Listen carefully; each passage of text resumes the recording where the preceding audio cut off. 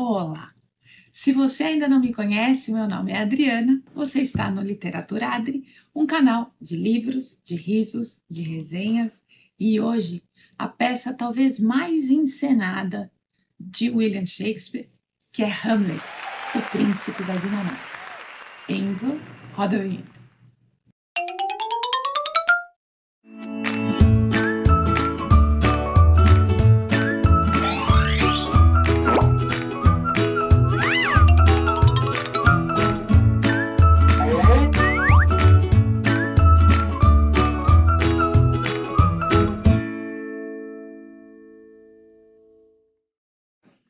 Olá!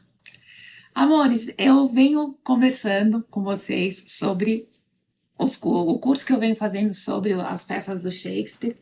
E Hamlet é uma peça muito lida, muito encenada, mas que tem muitas peculiaridades sobre as quais pouco se fala e é o que a gente vai tentar trabalhar aqui. Bem, temos no canal Júlio César do Shakespeare e na abertura desse vídeo, tá aqui o card para você assistir. Eu conto mais longamente a história do Shakespeare, então eu vou fazer assim só um passant, depois você olha lá no vídeo, para a gente entender quem foi Shakespeare e qual o seu momento. Bem, o Shakespeare nasceu no século XVI, na Inglaterra, tem aqui a data certinha, 1564, em Stratford-upon-Avon. Eu tenho que caprichar no inglês, porque o Enzo me corrige. E ele morre também nessa cidade. Mas a grande produção, as grandes apresentações do Shakespeare vão acontecer em Londres, principalmente no The Globe, que foi o teatro, vai aparecer aqui, da companhia do Shakespeare, né? Então ele vai conseguir fazer muitas apresentações aí. Bem, a foto, William Shakespeare. Falei da esposa dele, Anne Hathaway, no outro vídeo. De novo, não é a atriz.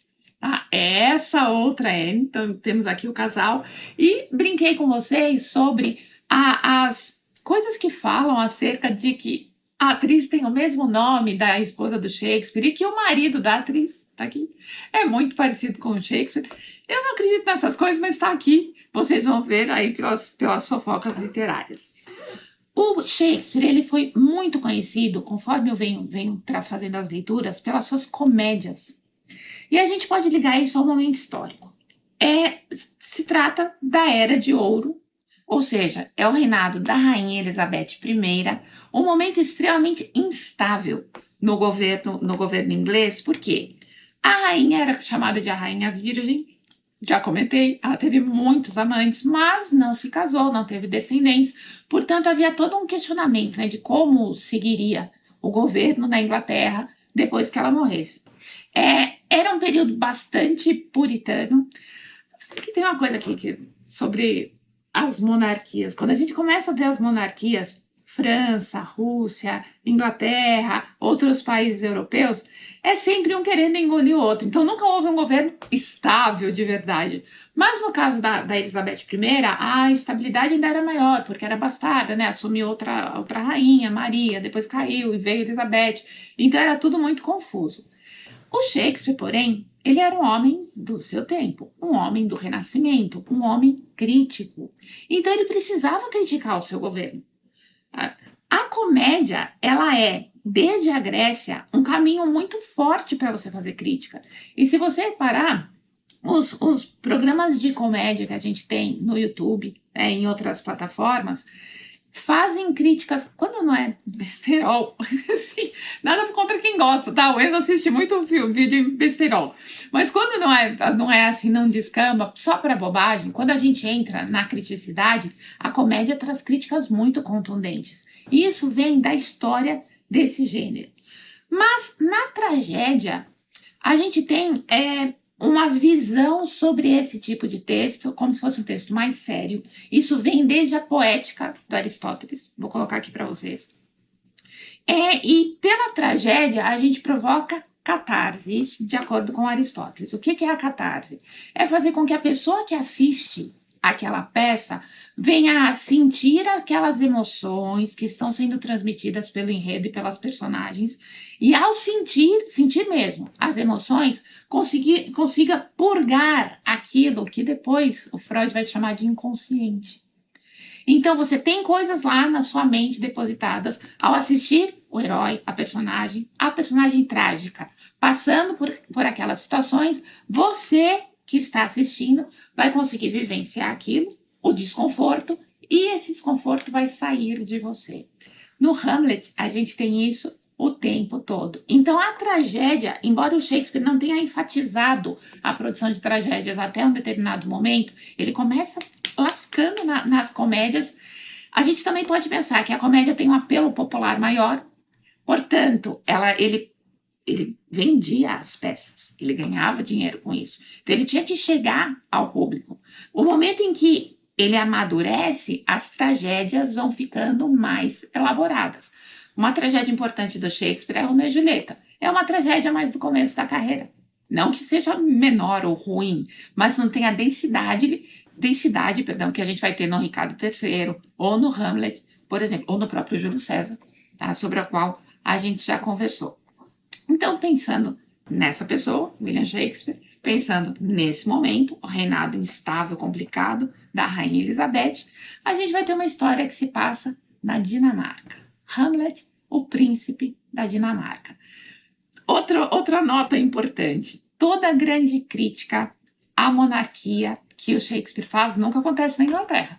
Tá vendo? Ele tem a preocupação de segurar o seu pescoço, né? A rainha de copas da Alice está ali, né? Cortem-lhes as cabeças, perdão.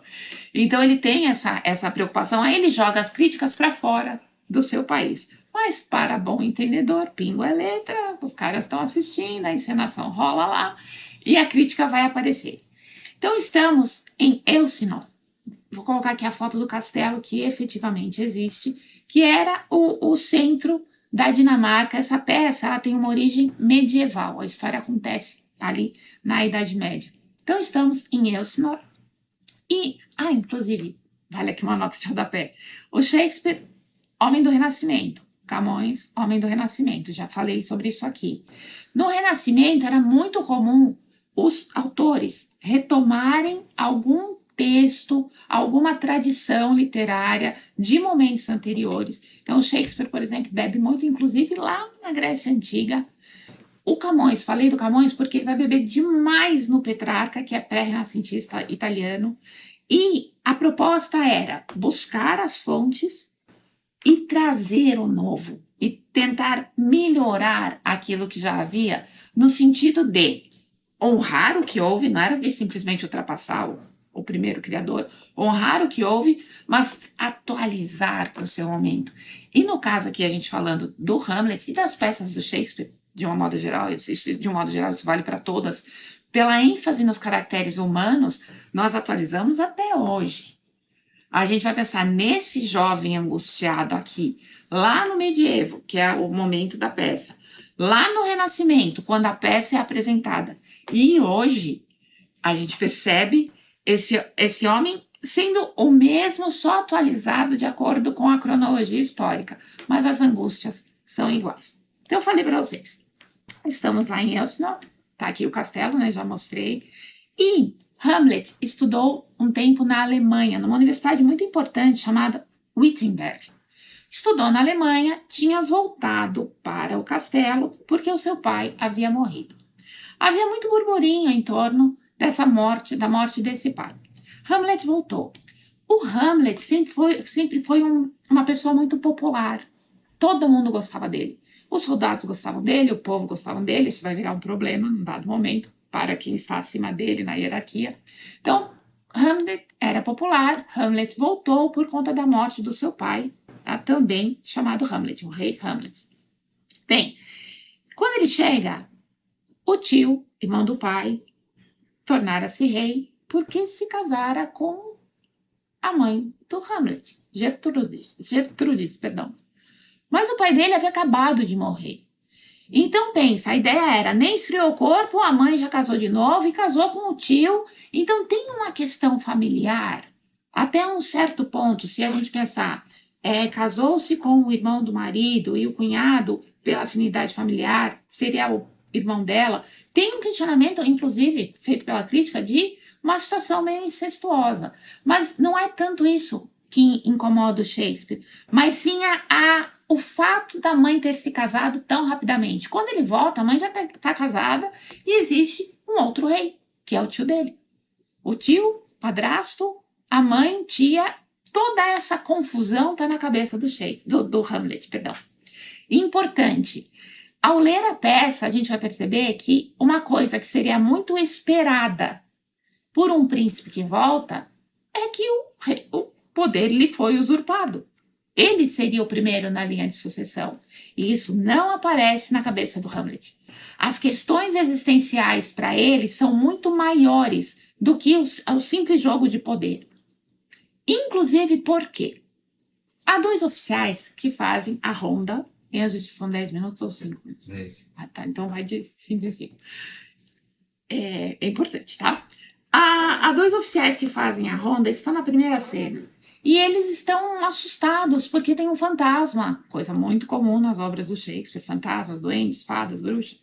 Tem um fantasma que aparece e esse fantasma lhes lembra o rei morto e é estranho.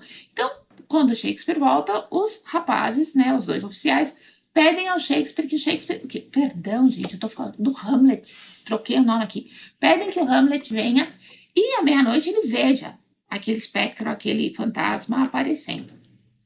O Hamlet vai até os oficiais junto com Horácio, que é o seu melhor amigo, vai ser uma pessoa importante aí no transcorrer da peça. E realmente, quando o fantasma aparece, o Hamlet reconhece o seu pai morto. E é interessante porque o Hamlet ouve a voz do espectro. Os outros apenas veem o espectro. Por que eu digo que isso é muito importante? O Hamlet, ele vai mostrar uma loucura. Aí a gente vai discutir aqui se ela é uma loucura real ou se ela é uma loucura simulada. Mas ele vai passar por esse processo. Quando a gente vê no comecinho da peça que os outros também veem o fantasma, a gente tira essa possibilidade crítica de que o Hamlet estava louco desde o início. Tá? Então esqueçam isso. Os outros também veem o fantasma, apenas não o ouvem. E o que o fantasma diz? O fantasma conta para o Hamlet a situação em que ele fora assassinado. Ele estava dormindo e o Cláudio, que é o tio, o tal que vai tomar o poder, tinha colocado veneno no ouvido dele. Então ele vai morrer naquela situação. E logo em seguida, depois que ele morre, acontecem as exéquias, vai acontecer o casamento do Cláudio com a Gertrudes. E o pai do Hamlet conta isso para ele e exige vingança. Então, para o Hamlet, o que é importante é ele vingar esse pai.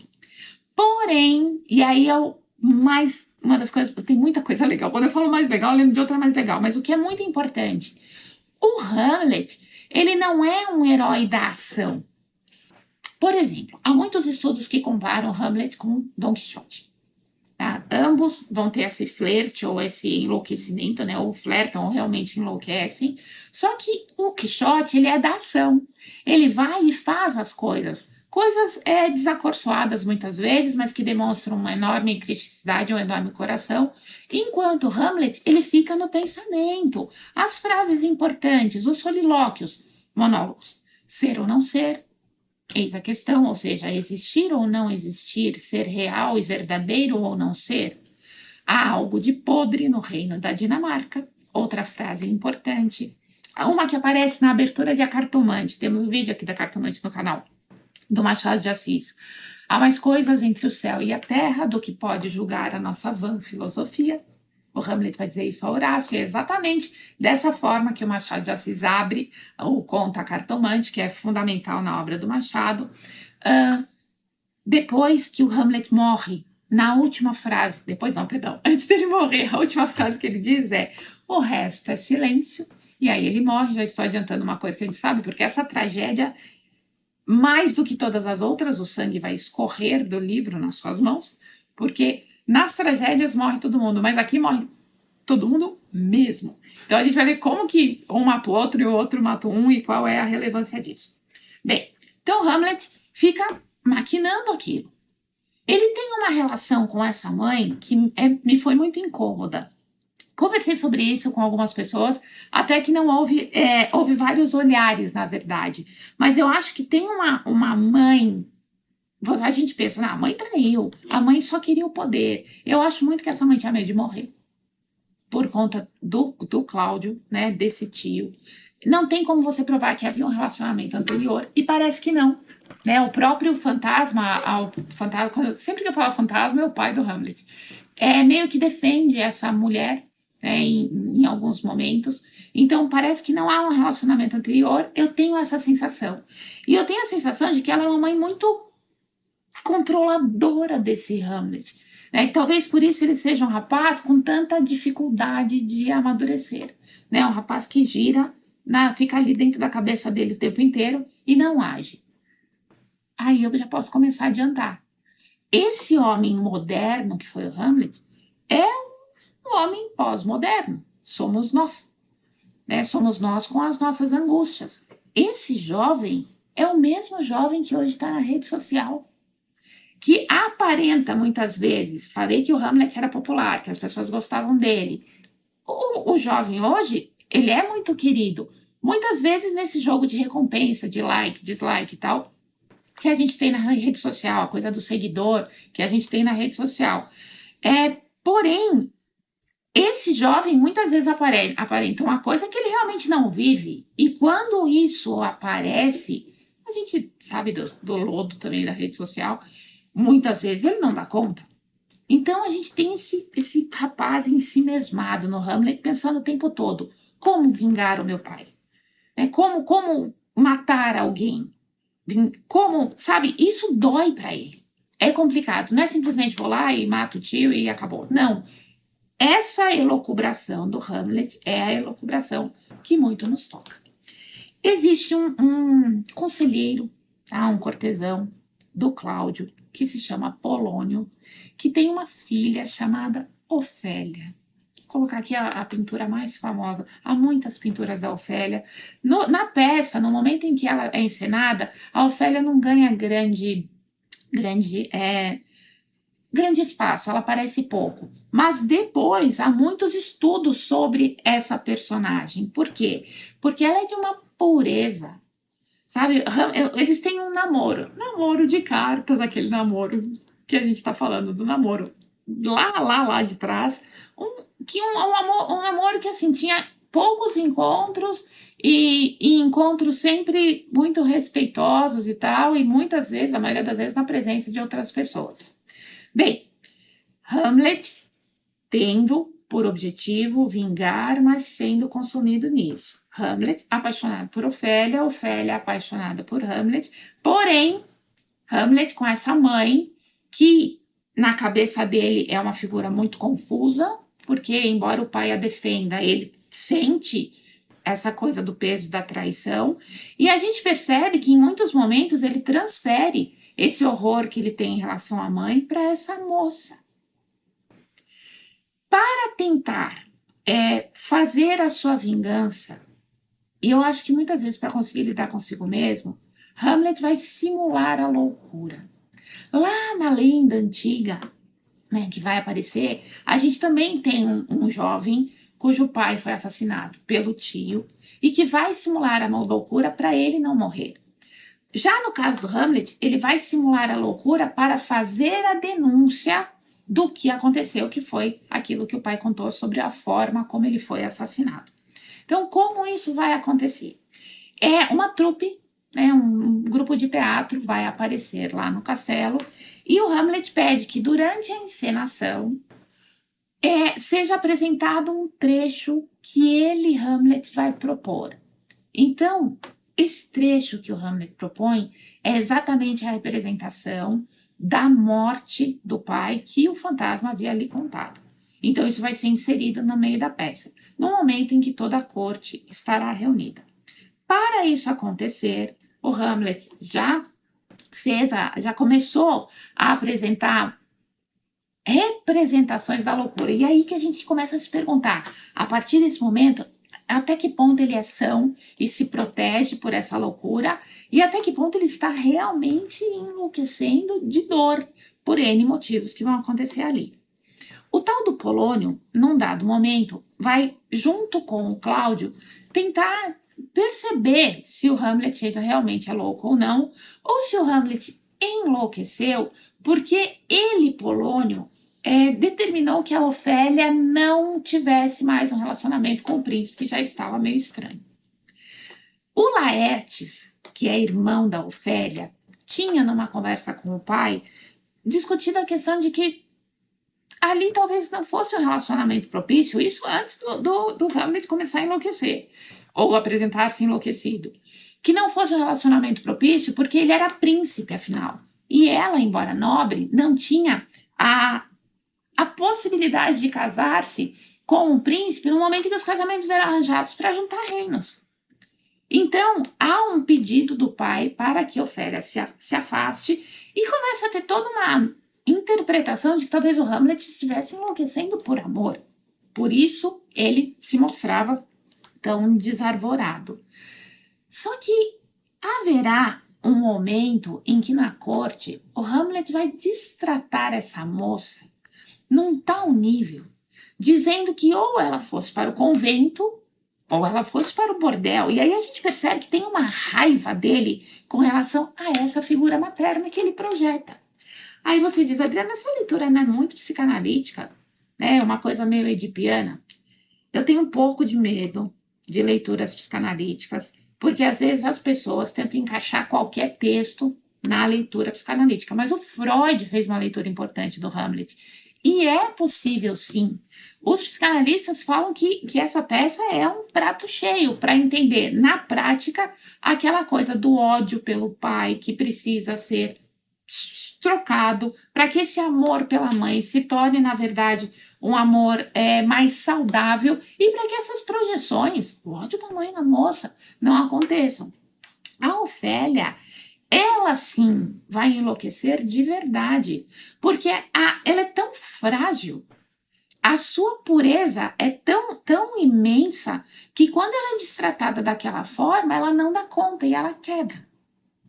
E ao quebrar, a loucura da Ofélia destroça toda aquela família também. Então a gente tem várias cenas muito fortes. A cena em que a Ofélia entra distribuindo flores e depois vai acabar num suposto suicídio, também eu, como leitora, não concordo com essa ideia do suicídio, porque ela vai tentar alcançar uma flor, o galho vai se quebrar e ela vai cair num rio, né? No rio não, tem mais uma ideia de lago, porque parece ali águas meio paradas, mas ela vai cair na água, ela se deixa morrer. Aí você fala, Adriana Paula, o que é se deixar morrer e qual é a diferença do suicídio, do tirar a própria vida?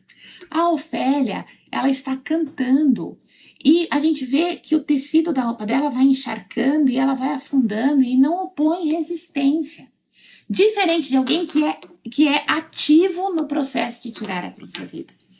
Então, a Ofélia, a meu ver, ela enlouqueceu a tal ponto, e essa cena parece muito forte no filme As Horas, por exemplo, em que vai aparecer a morte da Virginia Woolf, que é muito parecida com a morte da Ofélia. Virginia Woolf, autora de Mrs. Dalloway, a gente tem aqui no canal, ela realmente vai tirar a própria vida, mas ela também amarra pedras em si mesma e vai mergulhando devagar, assim, é uma coisa bem, bem parecida com esse afundar do corpo da Ofélia. Então, há muito que se dizer e se estudar, e é a parte mais lírica da peça. A Ofélia canta muito, sabe? E a gente se dói por essa moça, porque a gente vê a moça se quebrando. O Hamlet também, né? O Hamlet também vai se quebrando. Daí a ideia de que ele realmente talvez esteja enlouquecendo ao longo aí dessa história. Bem, quando o Hamlet consegue reunir toda a corte, a peça vai acontecer, o Cláudio, ele vai sofrer muito na hora que acontece a morte. Então, a encenação, exatamente como o pai dele disse, tá, o rei estaria deitado, e aí vem o tio e coloca o veneno no ouvido do rei. Então, a encenação acontece. O Cláudio se levanta e sai. Daí o Hamlet tem a certeza, então ele matou mesmo. Vai tentar matar o tio. Então o Cláudio sai, o Hamlet vai atrás. Só que quando ele encontra o tio está rezando. E aí o Hamlet não consegue. Na cabeça do Hamlet, não consegue, não é porque a vingança tenha lhe saído da cabeça, mas na cabeça dele, se ele matar o tio rezando, o tio está tendo como se fosse uma punição, como se aquilo fosse um momento de confissão. E aí ele não fosse para o inferno vagar e fosse para o céu. Então é uma peça muito profunda mesmo. Vai acontecer de uma circunstância em que o Hamlet vai acabar matando o Polônio sem saber que é o Polônio. Ele vai ter Hamlet tem um encontro com a mãe, o Polônio estava nos aposentos da rainha, eles estão tentando perceber ainda se o Hamlet está louco ou não está louco, qual é o motivo, e o Polônio tem que se esconder rapidamente atrás de uma cortina. Quando o Hamlet percebe que a rainha está um pouco angustiada com a situação, ele acha que é o próprio tio que está atrás da cortina, e ele vai esfaquear, né? Tem um punhal, o tio várias vezes. Ele vai machucar o tio várias vezes. O tio, perdão. O Enzo me mostrou agora ali o tempo, eu sei que mas é grande, não tem como, gente. Ele vai apunhalar várias vezes a figura que está ali atrás. E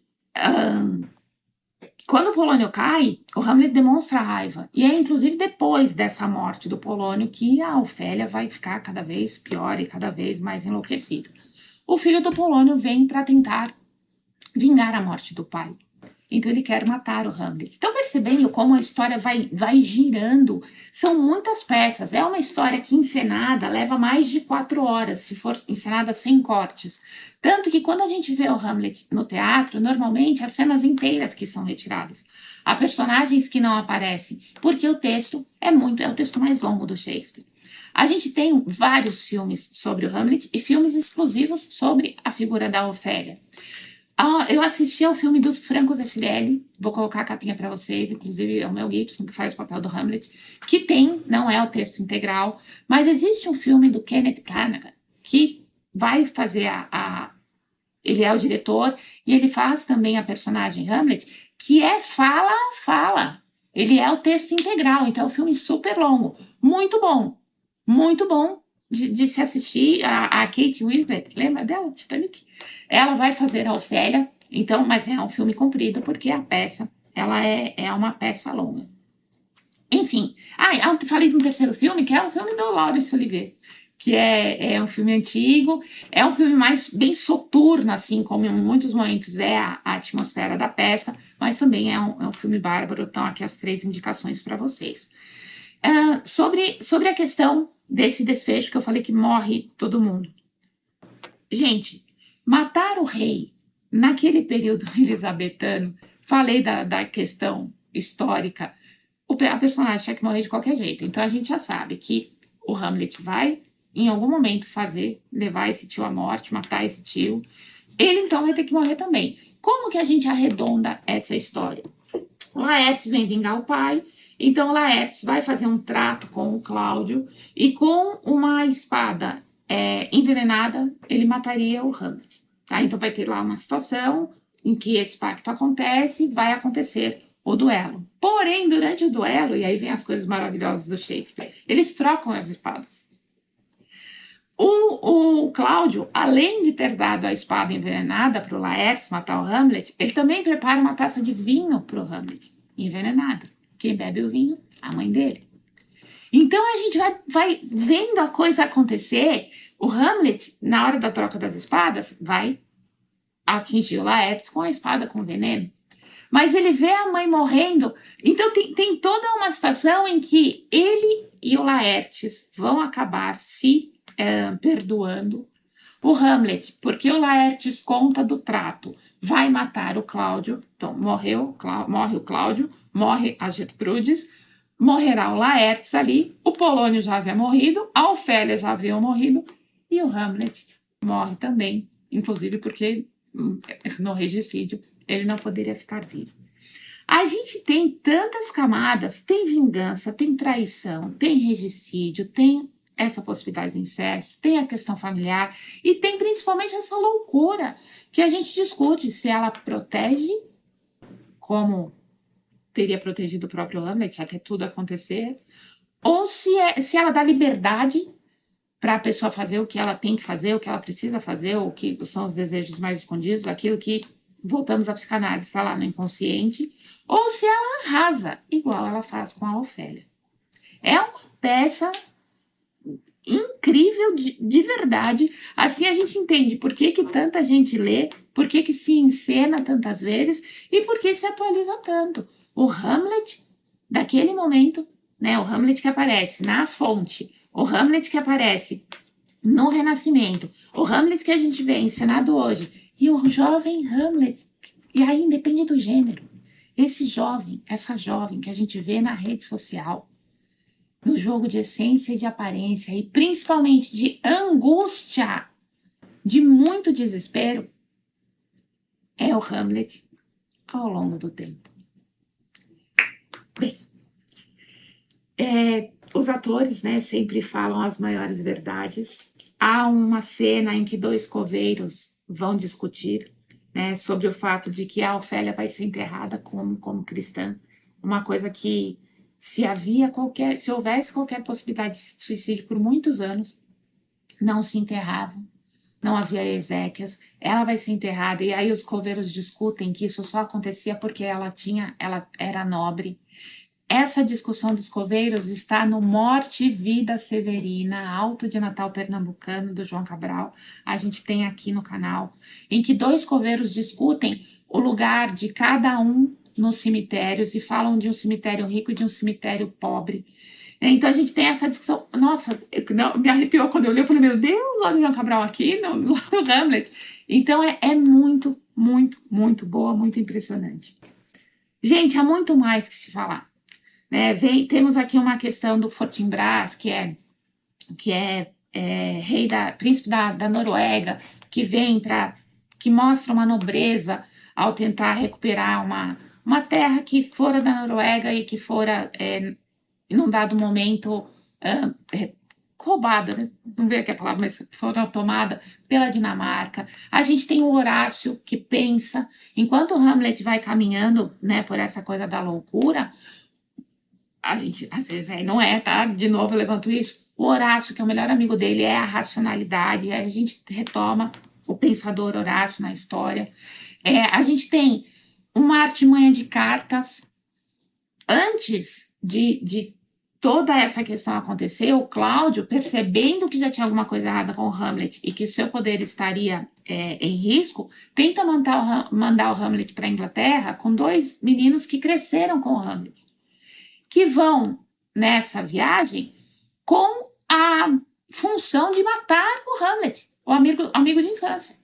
Só que ao descobrir a artimanha, o Hamlet com cartas consegue mudar a situação, volta para a Dinamarca, os dois seguem para a Inglaterra e são mortos lá, porque a carta que ele conseguiu mudar vai chegar pedindo que se matassem os emissários da carta. Então tem muita, muita coisa nessa peça para a gente pensar o que é verdade e o que não é.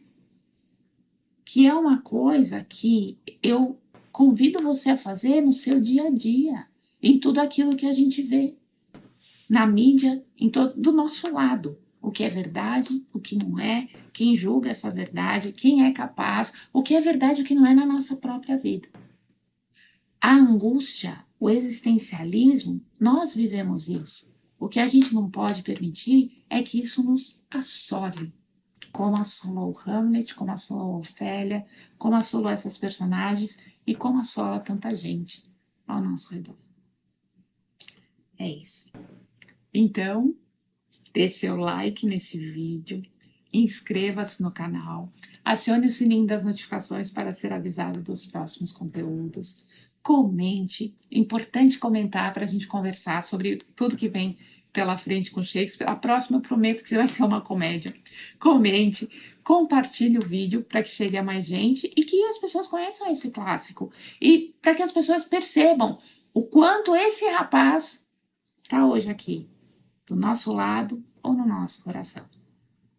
Então, um grande beijo, obrigada e até os próximos vídeos. Tchau, tchau.